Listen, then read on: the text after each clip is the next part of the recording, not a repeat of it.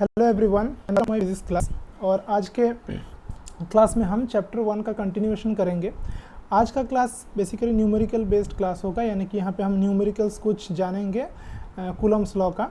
लेकिन उससे पहले थोड़ा सा और चीज़ जान लेते हैं, और वो क्या है, वो है कंटिन्यूअस डिस्ट्रीब्यूशन ऑफ चार्ज। देखो, अभी तक हमने पढ़ाया है कि चार्ज, डिस्क्रीट चार्ज के बारे में हमने पढ़ाया है कि यहाँ पे एक पॉइंट चार्ज है, यहाँ पे एक पॉइंट चार्ज है, यहाँ पे एक पॉइंट चार्ज है, यानी कि जो चार्जेस हैं वो अलग अलग जगह पे हैं। लेकिन अगर ऐसा होता है कि कोई भी एक बॉडी है, उस पर कंटिन्यूअसली चार्ज डिस्ट्रीब्यूटेड है, ठीक है, इक्वली डिस्ट्रीब्यूटेड है अगर चार्ज, तो वहाँ पर हम चीज़ों को कैसे रिप्रेजेंट करें, तो वो हम देखेंगे। तो देखो, 3 तरीके का रिप्रेजेंटेशन हो सकता है, ठीक है, 3 टाइप्स। तो एक एक करके देखते हैं। पहला जो है वो देखो, वो है लीनियर चार्ज डेंसिटी।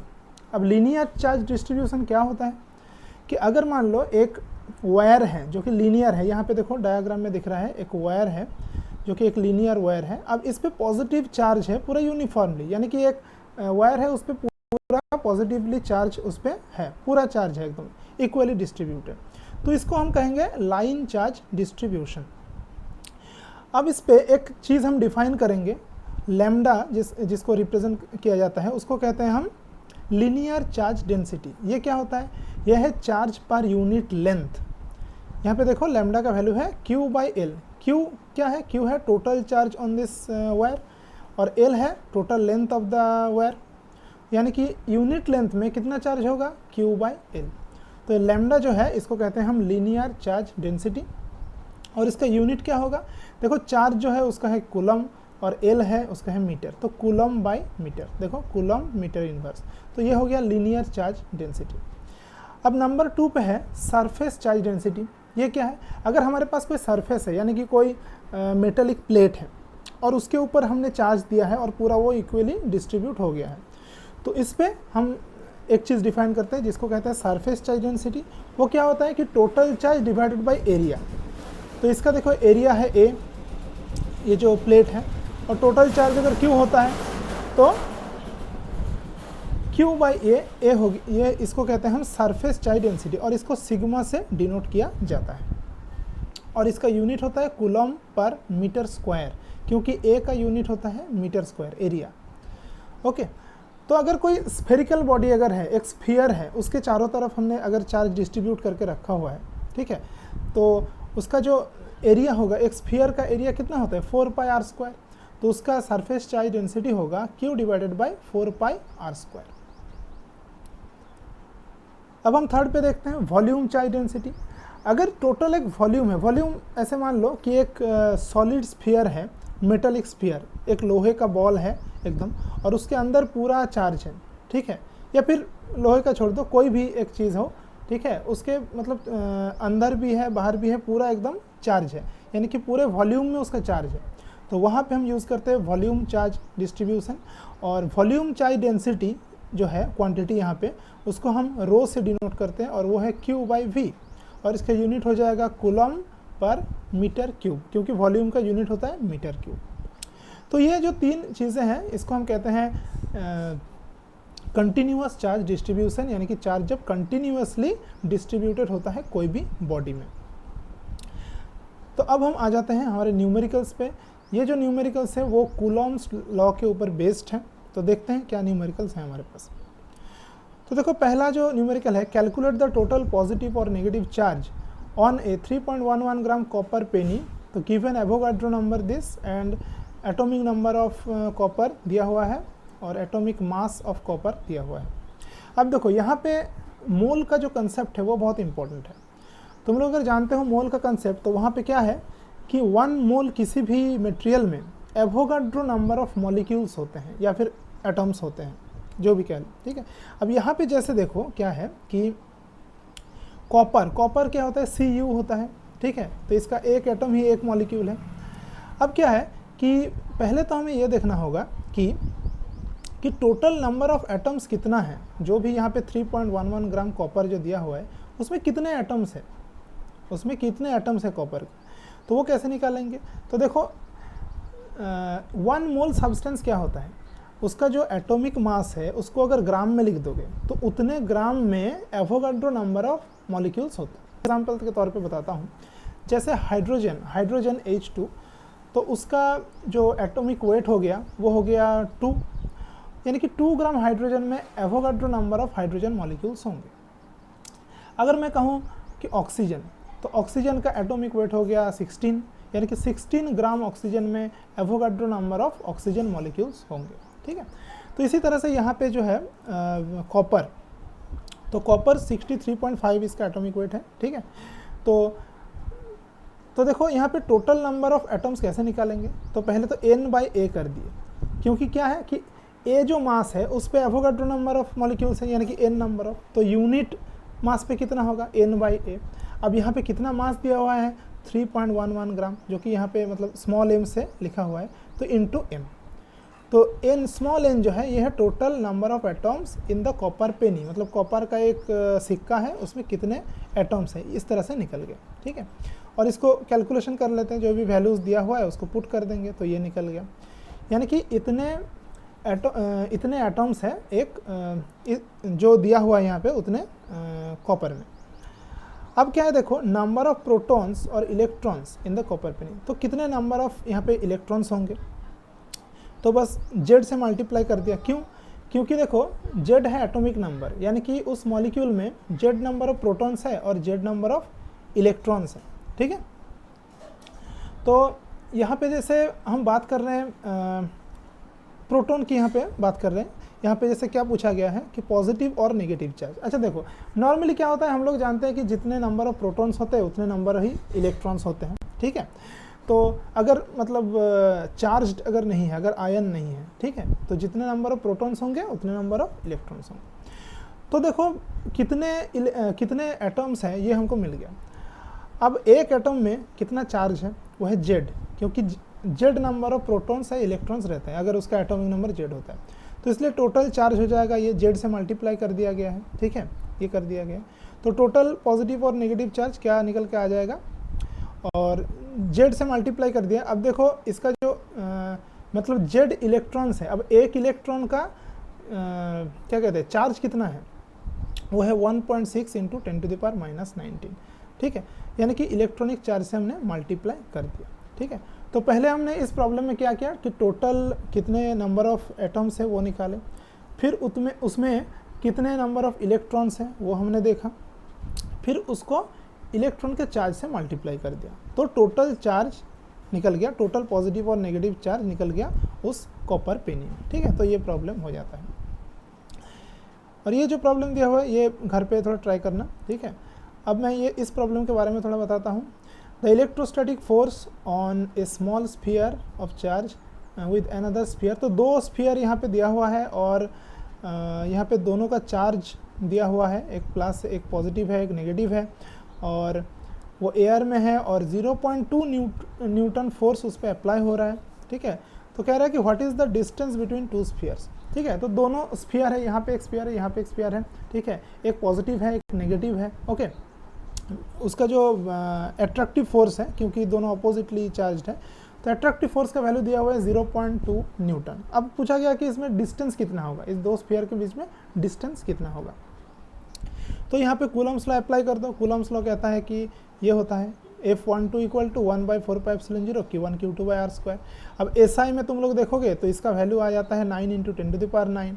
ठीक है, तो यहाँ पे देखो F12 इसका वैल्यू दिया हुआ है कि मतलब दोनों के बीच में जो फोर्स काम कर रहा है उसका वैल्यू दिया हुआ है। ठीक है, और बाकी Q1 Q2 का भी वैल्यू दिया हुआ है। यहाँ पे देखो हम पॉजिटिव या नेगेटिव नहीं लिखेंगे, ठीक है, क्योंकि यहाँ पे सिर्फ मैग्नीट्यूड को लेकर काम हो रहा है। ठीक है, मतलब फोर्स का मैग्नीट्यूड को लेकर काम हो रहा है, इसलिए यहाँ पे हम -4 नहीं लिखेंगे। और देखो यहाँ पे दिया हुआ था 0.4 माइक्रोकूलम, यहाँ पे म्यू का सिंबल है माइक्रोकूलम, तो 1 माइक्रोकूलम होता है 10⁻⁹ कूलम। ठीक है, तो यहाँ पे इसलिए 10 मिस्टेक, माइक्रोकूलम मतलब होता है 10⁻⁻6 कूलम, और नैनो कूलम अगर कहता तो होता 10⁻⁹ कूलम। ठीक है, तो यहाँ पे देखो 10⁻⁻6 से मल्टीप्लाई किया हुआ है चार्ज को। ठीक है, ताकि क्योंकि देखो सब SI यूनिट में हमको करना है। ठीक है, तो माइक्रोकूलम दिया है उसको कूलम में कन्वर्ट करना होगा, तो 10⁻⁻6 से मल्टीप्लाई करना होगा। ठीक है, और बीच में जो डिस्टेंस है उसको भी हमने SI यूनिट में लिया है। और फिर ये कैलकुलेट करके इतना आ जाता है 0.12 मीटर। अब सेकेंड पार्ट में क्वेश्चन है कि what is the force on second sphere due to the first. अब देखो दो अगर स्फीयर होता है तो एक दूसरे के ऊपर वो फोर्स एक्ट करता है, अट्रैक्टिव या रिपल्सिव कोई भी हो, तो ये जितना फोर्स इस पर अप्लाई करेगा ये भी उतना ही फोर्स उस पर अप्लाई करेगा, तो दोनों फोर्स इक्वल होंगे, इसलिए F21 equal to F12 equal to 0.2। और यहाँ पे अट्रैक्टिव लिखा हुआ है because two charges are opposite मतलब एक प्लस और एक माइनस, ठीक है, इसलिए अट्रैक्टिव चार्ज। तो ये प्रॉब्लम हो गया। अब थर्ड प्रॉब्लम एक देखते हैं, ठीक है, ये बहुत ही इंपॉर्टेंट प्रॉब्लम है, क्वेश्चन में बहुत बार आता है। यहाँ पे देखो कहते हैं two charges of plus Q units capital Q, A third charge minus Q is placed between them, at what position and for what value of q will the system be in equilibrium, ठीक है। तो यहाँ पे basically तीन charge दिया हुआ है, ठीक है, दोनों साइड पे है प्लस कैपिटल क्यू और प्लस कैपिटल क्यू, और यहाँ पे इसके बीच में कोई एक जगह है, वहाँ पे एक चार्ज रखा हुआ है जो कि है स्मॉल क्यू, ठीक है, और स्मॉल क्यू और नेगेटिव है मतलब माइनस स्मॉल क्यू, ठीक है। अब हमको क्या निकालना है, हमको निकालना है कि वो जो चार्ज है वो कहाँ पे अगर हम रखें तो जो तीनों चार्ज है वो इक्विलिब्रियम में रहेगा। इक्विलिब्रियम का क्या मतलब है कि किसी के ऊपर भी फोर्स अप्लाई नहीं होगा, मतलब यहाँ पे जो तीन चार्ज है, ये ए पॉइंट में चार्ज, ओ पॉइंट में चार्ज और बी पॉइंट में चार्ज, इन तीनों के ऊपर नेट फोर्स ज़ीरो होगा। इन तीनों के ऊपर अलग अलग से नेट फोर्स ज़ीरो होगा, यानी कोई भी चार्ज कहीं पे नहीं जाएगा, वो इसी जगह पे स्टैटिक रहेगा, ठीक है। तो हम कौन से पोजीशन पे रखें माइनस क्यू जो चार्ज को, और माइनस वो जो क्यू है स्मॉल क्यू उसका वैल्यू भी कितना होगा वो भी हमको निकालना है। तो देखते हैं क्या होगा। तो देखो हम ये पहले मान लेते हैं कि जो माइनस क्यू चार्ज जो है वो ए पॉइंट से एक्स डिस्टेंस में होगा, तो एक्स इसको ले लेते हैं। अब देखो दोनों जो प्लस क्यू चार्ज है कैपिटल प्लस क्यू, उसके बीच में डिस्टेंस को मान लो आर, तो ये वाला डिस्टेंस ओ भी हो जाएगा आर माइनस एक्स, ठीक है। अब हम क्या करेंगे, पहले जो मिडिल में जो चार्ज है माइनस क्यू, इस पे टोटल फोर्स कितना होगा देखेंगे, और टोटल फोर्स ज़ीरो होगा। ज़ीरो होगा उसका क्या मतलब है कि ये वाला जो है प्लस क्यू इसके ऊपर जो चार्ज अप्लाई करेगा और इधर वाला जो प्लस क्यू है इसके ऊपर जो चार्ज अप्लाई करेगा वो इक्वल एंड अपोजिट होगा, इक्वल एंड अपोजिट डायरेक्शन में। मतलब ये देखो प्लस है ये माइनस है तो ये इसको इधर खींचेगा, और ये प्लस है ये माइनस तो इसको इधर खींचेगा, ठीक है। अब ये इधर खींच रहा है इधर खींच रहा है, तो उन दोनों जब इक्वल हो जाएगा दो फोर्स तो फिर वो स्टैटिक रहेगा। तो ये जो दो फोर्स है उसको हम इक्वल कर देंगे।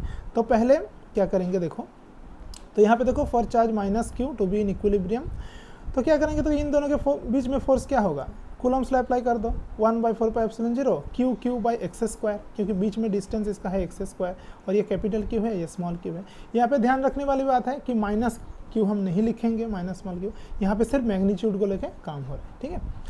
और इक्वल टू, अब इधर वाला देख लेते हैं, इधर वाले में डिस्टेंस क्या है आर माइनस एक्स, तो इसलिए आर माइनस एक्स का स्क्वायर लिख दिया, ठीक है। तो कूलम्स लॉ अप्लाई करके ये हमने निकाल दिया, ठीक है, कि इन दोनों के बीच में फोर्स और इन दोनों के बीच में फोर्स दोनों इक्वल होगा। अब इसको थोड़ा सा सिंप्लीफाई करते हैं, तो ये दोनों इधर से कट गया 1/4, फिर ये इसको ऐसे आ गया, फिर इसको रूट कर दो तो x इक्वल टू आ गया plus minus r minus x, ठीक है। और यहाँ से आ जाता है x इक्वल टू r/2। तो ये एक वैलिड मतलब आपको मिलता है, एक वैलिड सोल्यूशन मिलता है कि x इक्वल टू r/2, ठीक है। यहाँ से ये वैलिड सोल्यूशन निकलता है, ठीक है, क्योंकि x का वैल्यू r के बीच में होगा, मतलब a और b पॉइंट के बीच में कहीं होना है, तो r/2 एक वैलिड सोल्यूशन है, ठीक है।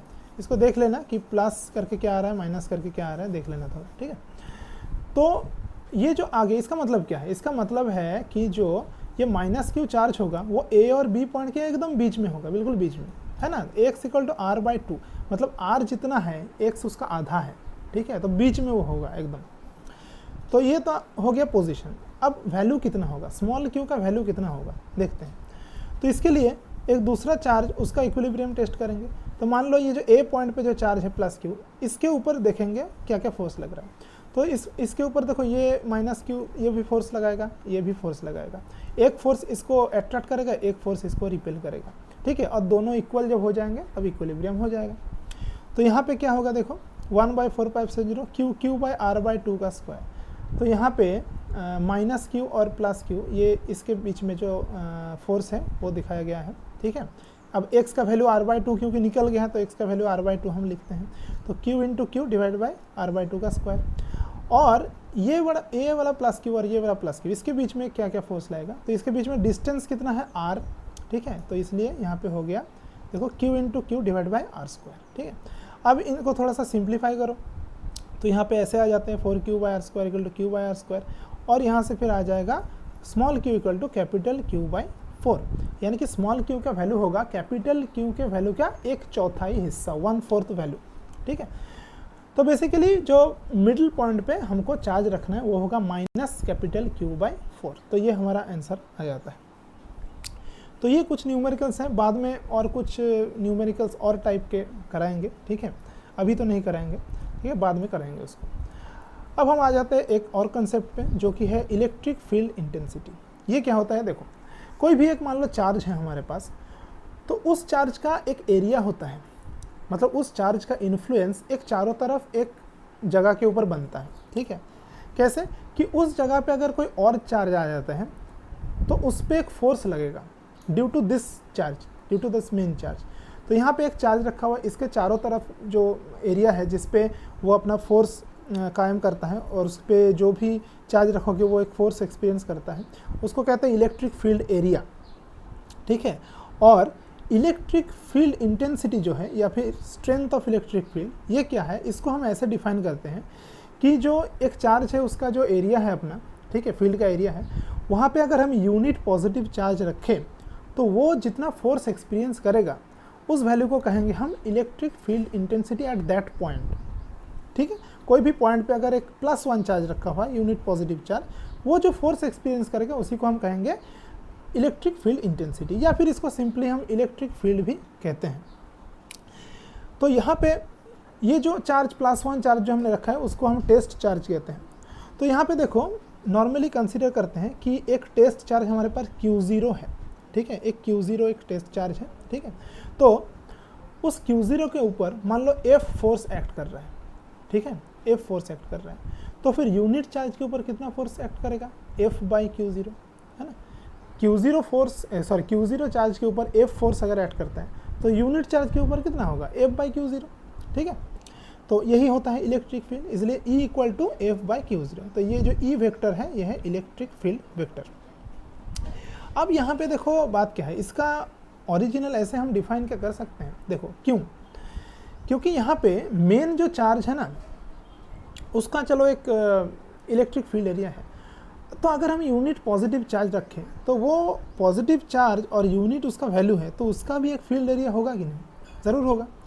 तो वो क्या करेगा कि इसका जो फील्ड है उसको मॉडिफाई कर देगा, उसको चेंज कर देगा, यानी कि इसका जो इलेक्ट्रिक फील्ड है जो मिलना चाहिए था तो इस पॉइंट चार्ज की वजह से वो नहीं मिलेगा, कुछ अलग मिलेगा, है ना।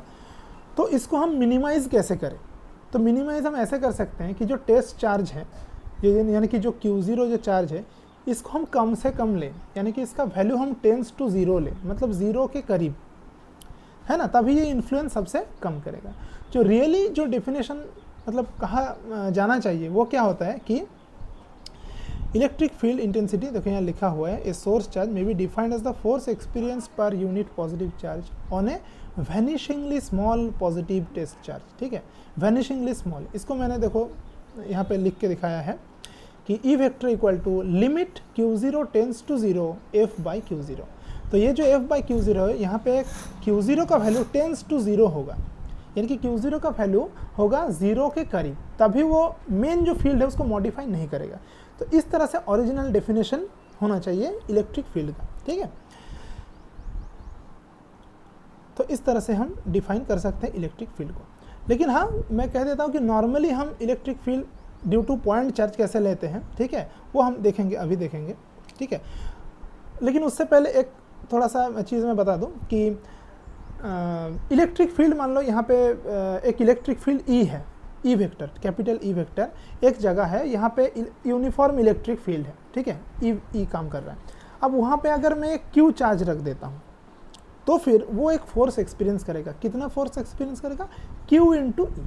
देखो यहाँ पे लिखा हुआ है F equal to Q into E, मतलब एक इलेक्ट्रिक फील्ड एरिया उस पर अगर हम चार्ज रख देते हैं तो उसका फोर्स हो जाता है Q इंटू E। ये बहुत इंपॉर्टेंट है, ये याद रखो। और SI unit of electric field, ये इंपॉर्टेंट है, ये है न्यूटन पर कूलम, ठीक है, क्योंकि देखो फोर्स का है न्यूटन एफ और Q0 मतलब चार्ज उसका है कूलम, तो न्यूटन पर कूलम हो गया इलेक्ट्रिक फील्ड का यूनिट। इसका एक और यूनिट भी है, इसको अगर कन्वर्ट करोगे तो वोल्ट पर मीटर भी इसका आएगा यूनिट, इसको अगर कन्वर्ट करोगे तो वोल्ट पर मीटर। तो अगर पूछता है कि what is the unit of electric field, तो ऑप्शन में आ सकता है क्वेश्चन में कि न्यूटन पर कूलम भी दिया हो सकता है, वोल्ट पर मीटर भी दिया हो सकता है, तो दोनों याद रखो। अब एक छोटा सा न्यूमेरिकल यहाँ पे देख लेते हैं। देखो, find the magnitude of electric field which just balance a deuteron of mass this kilogram जी दिया हुआ है। तो देखो एक ड्यूट्रॉन है, ड्यूट्रॉन एक है, तो उसको हमको इलेक्ट्रिक फील्ड देके उसको बैलेंस करना है। अब देखो ड्यूट्रॉन जो है उसका एक मास है, तो मास अगर m होता है तो उसका वेट क्या होगा, m इंटू जी, है ना, और वो डाउनवर्ड काम करेगा। हमेशा क्या होता है, डाउनवर्ड काम करता है, जो भी ग्रेविटी होता है डाउनवर्ड काम करता है, तो उसका वेट डाउनवर्ड काम करेगा। तो उसको अगर हमको इक्विलिब्रियम में रखना है तो अपवर्ड एक इक्वल फोर्स देना होगा, अपवर्ड डायरेक्शन में, है ना। तो यहाँ पे क्या लिखा है कि will balance the weight of deuteron due to QE equal to mg। QE क्यों, क्योंकि जो ड्यूट्रॉन का चार्ज मान लो Q है और इधर एक इलेक्ट्रिक फील्ड काम कर रहा है, तो उसके ऊपर कितना फोर्स होगा, Q इंटू ई, और वो अगर इस वाले फोर्स को बैलेंस कर देता है, नीचे वाला जो फोर्स है, ठीक है, मतलब वेट ऑफ द बॉडी, तो फिर इक्विलिब्रियम में रह सकता है, ठीक है, तो वो बैलेंस कर सकता है। इसलिए इसका कंडीशन हो गया QE इक्वल टू mg, ठीक है, मतलब ऊपर इलेक्ट्रिक फोर्स लग रहा है और नीचे हमारा ग्रेविटेशनल फोर्स लग रहा है। ये जब दोनों इक्वल होगा तब बैलेंस होगा। तो फिर यहाँ से क्या निकालेंगे हम लोग, अच्छा, तो deuteron made of A proton and neutron, ठीक है, तो जो ड्यूट्रॉन होता है वो एक प्रोटॉन और एक न्यूट्रॉन से बना होता है, ठीक है, तो इसका चार्ज जो हो जाएगा वो एक प्रोटॉन के चार्ज के इक्वल हो जाएगा, जो कि एक इलेक्ट्रॉनिक चार्ज के भी इक्वल है। तो 1.6 × 10⁻⁻19 कूलम, ये हो गया एक प्रोटॉन का चार्ज, ठीक है। तो यहाँ से हम क्या करेंगे, इलेक्ट्रिक फील्ड को निकालें, क्योंकि देखो यहीं पे यहाँ पे मांगा गया find the magnitude of electric field. तो ई का वैल्यू हम कैसे निकालेंगे, mg/q कर दो, ठीक है, तो mg m हो गया इसका मास देखो दिया हुआ है 3.2 × 10⁻27 किलोग्राम, ये लिख दिया है। g का वैल्यू दिया हुआ है 10 मीटर पर सेकंड स्क्वायर। अगर g का वैल्यू नहीं दिया रहता है तो हम लोग यूज़ करेंगे 9.8 मीटर पर सेकंड स्क्वायर। और नीचे है q मतलब कि एक प्रोटॉन का चार्ज, ठीक है, तो ये हमने लिख दिया है। तो इसको कैलकुलेट करोगे तो इतना आ जाएगा न्यूटन पर कूलम, ठीक है। और वर्टिकली अपवर्ड यहाँ पे दिया हुआ है इसीलिए क्योंकि जो वेट है वो डाउनवर्ड काम करता है, तो इलेक्ट्रिक फील्ड का डायरेक्शन वर्टिकली अपवर्ड ही होना चाहिए, तभी उसको बैलेंस कर पाएगा, है ना। तो इस तरह से ये हो जाता है। अब एक चीज़ देख लेते हैं कि electric field due to a point charge. Electric field का चलो हमने डेफिनेशन बता दिया है। अब एक पॉइंट चार्ज के लिए इलेक्ट्रिक फील्ड, उसका फॉर्मूला कैसे बनेगा, तो देखो इस डायग्राम को ध्यान से देखो, यह है ओरिजिन, इस ओरिजिन पे एक चार्ज है, हमारा मेन जो चार्ज है +q यहाँ पे रखा हुआ है, और इससे बिल्कुल r डिस्टेंस की दूरी पे एक Q0 चार्ज रखा हुआ है, जिसको कहते हैं हम टेस्ट चार्ज। इसको टेस्ट करने के लिए यूज़ किया जाता है, ठीक है, इसको हम कोई भी चार्ज रख सकते हैं, ठीक है, लेकिन स्मॉल हम रखते हैं। तो क्या होगा, इन दोनों फोर्स के बीच में कितना मतलब फोर्स लगेगा, ठीक है, कितना फोर्स लगेगा। अच्छा, मान लो ये जो Q0 चार्ज है ये +Q0 चार्ज है, तो फिर क्या होगा, ये +q और ये +Q0, इसके बीच में रिपल्सन होगा और फोर्स किस तरफ काम करेगा, इस तरफ काम करेगा, ठीक है, इधर +q इधर +Q0, तो इधर काम करेगा, रिपल्सन होगा, दोनों में रिपल्सन होगा। तो देखो यहाँ पे जो कूलम्स लॉ के अनुसार जो यहाँ पे फोर्स हो जाता है वो हो जाता है this 1/4πε0 Q0/r² into r cap. r cap क्यों, क्योंकि r कैप होता है this is the unit vector along the direction of r vector, ठीक है, यानी कि इस तरफ एक यूनिट वेक्टर वो है r कैप, मतलब कि उस डायरेक्शन में वो फोर्स काम कर रहा है, ठीक है, इसको दर्शाने के लिए देखो यहाँ पे r कैप छोटा सा लिखा हुआ है, ठीक है। तो यहाँ पे देखो Q0 चार्ज, +Q0 चार्ज, उसके ऊपर फोर्स लग रहा है F, तो +1 अगर चार्ज होता तो उसके ऊपर कितना फोर्स लगता, F को Q0 से डिवाइड कर दो, तो F को Q0 से अगर डिवाइड कर देते हैं तो Q0 इधर नीचे आ जाएगा, तो बचा कौन सा रह जाएगा, बचा रह जाएगा Q/r², है ना। तो F इक्वल टू आ जाएगा 1/4π, सॉरी E इक्वल टू आ जाएगा 1 by 4 pi epsilon 0 q by r square into r cap. ठीक है, ये देखो यहाँ पे देखो 1 by 4 pi epsilon 0 q by r square into r cap. अब इसको थोड़ा सा क्या किया गया है कि ऊपर और नीचे आर से मल्टीप्लाई कर दिया गया है, तो ऊपर आर इंटू आर कैप हो जाता है आर वेक्टर, और नीचे हो गया आर स्क्वायर इंटू आर हो गया आर क्यूब। ठीक है, ठीक है। अगर ये चीज़ समझ में नहीं आ रहा है तो मैं एक वेक्टर का अलग से मैं क्लास लूँगा और वेक्टर को अच्छे से समझाऊँगा। ठीक है, क्योंकि वेक्टर का कंसेप्ट अगर ठीक से नहीं होगा तो ये समझने में थोड़ा सा प्रॉब्लम आ सकता है। ठीक है, तो अगर हमारे पास ये कहे कि what is the formula of electric field intensity due to a point charge, तो कौन सा लिखोगे? ये वाला लिखोगे 1 by 4 pi epsilon 0 q by r square into r cap. ठीक है, और याद रखना electric field is a vector quantity. ठीक है, इसलिए आर कैप हमने लिखा हुआ है। तो इस तरह से तो आज का क्लास यही तक था। इलेक्ट्रिक फील्ड का कंसेप्ट यहाँ पे मैंने दिया, पॉइंट चार्ज के लिए कितना इलेक्ट्रिक फील्ड है। ठीक है, अब नेक्स्ट क्लास में इलेक्ट्रिक लाइंस ऑफ फोर्स के बारे में बात करेंगे और इलेक्ट्रिक फील्ड के बारे में और भी कुछ चीज़ें जानेंगे, और भी न्यूमेरिकल्स अगर कुछ होंगे तो वो भी मैं बाद में कराऊंगा। ठीक है, तो आज का क्लास यही तक था। तो अगर ये क्लास अच्छा लगा है तो एक लाइक कर दो। ठीक है, वीडियो पे एक लाइक कर दो, और मेरे चैनल को ज़रूर सब्सक्राइब करके रखो। ठीक है, ज़रूर उसको सब्सक्राइब कर लो ताकि मैं और ऐसे वीडियो बना सकूं। ठीक है, कमेंट में लिखना अगर कोई भी डाउट है या कोई भी चीज़ समझ में नहीं आ रहा है या कुछ सजेशन है। तो ठीक है, आज का क्लास यहीं पे ख़त्म करते हैं। Okay, thank you for watching my video.